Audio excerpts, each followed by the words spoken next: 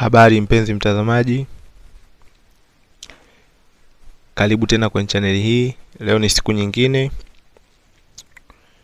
Leo tutajifunza namna ya kulinda WhatsApp yako dhidi ya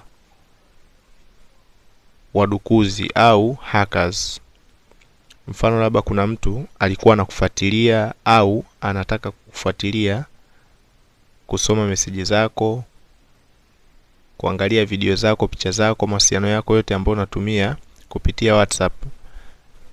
Leo tutaenda kusimamisha hilo na nitakuonyesha hatua kwa hatua namna ya kulinda bila kutumia app ya ziada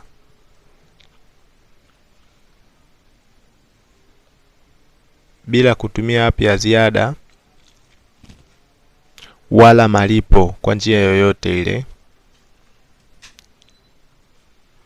Hatua ya kwanza, tutaenda kukagua tutaingia hapa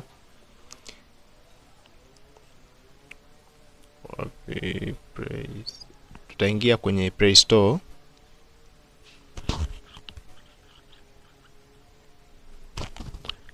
Mara nyingi hapo ambazo zinakuwaga ni hatarishi huwa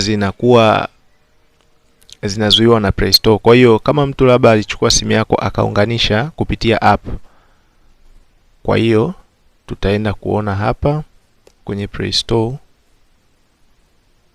Hapa utabonyeza, then utaskani. Ukiskani hapa itakuonyesha ukikuta inakwambia hivi no harmful apps found, ina maana hakuna. Tutaangalia njia nyingine. Tutaenda kwenye WhatsApp moja kwa moja, then tutabonyeza hivi vidude vitatu hapa juu, alafu tutakuja linked devices. Umeona linked devices hakuna ambayo umelink.